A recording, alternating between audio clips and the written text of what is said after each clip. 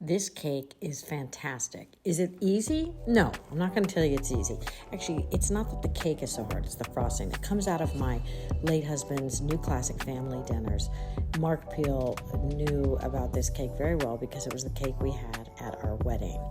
But how to make White Mountain frosting, that's going to be the challenge, but it's worth it. So first off for the cake, of espresso, maybe more of an Americano really, because coffee helps bring out the flavor of chocolate. So then we're going to chop up some chocolate, and our daughter Vivian, and I are doing this together.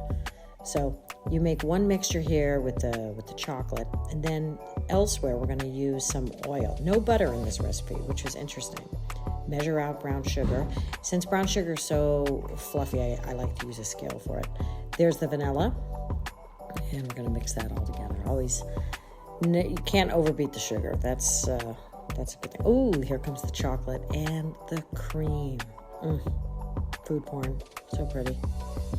Mix that all up. And the smell at this point is fantastic. So we're going to do each egg. There's 3 eggs.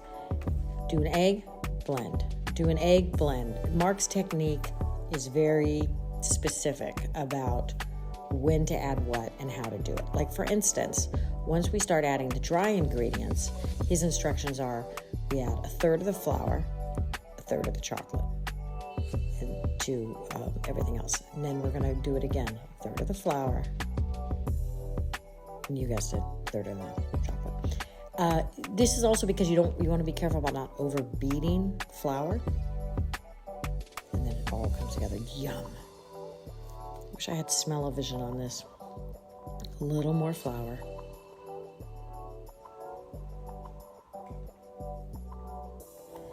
And then put oil at the bottom of the pan, parchment, and then oil again. And you pour the batter, and it's pretty thick, but don't worry, the cake comes out very fluffy. Something that's very important to do with this cake is pound it or drop it. You're doing that to get the air bubbles out, and also because it's thick, it helps fill the pan evenly because we're going to stack this. So we want the cake pans to be of similar size, the cake to be similar size. So Mark also says, put the pans in for 25 minutes, and then a little bit later, we're going to move them up forward. So you put them in the back of the oven, and then you move them up. Okay, now we've got to start on the frosting. This is what separates the amateurs from the professionals. So corn syrup, sugar. Meanwhile, it says in his recipe, do the egg whites. We'll get back to that later. You should have a candy thermometer. Couldn't find it. Used a meat thermometer. But if you can have a candy thermometer, it's better. So as you can see, the egg whites, it's working. But here comes the problem. I'm not going to lie. The caramel, by the time we poured it in, was not hot enough. And it didn't blend in. And then I had to spend a good 10 minutes trying to clear that chunk of failed caramel out of that bowl. You could use it to build houses. Okay, let's switch the cakes around to make sure they get cooked evenly. And look, it came out perfect, but we had to do the frosting again. So this is what we learned.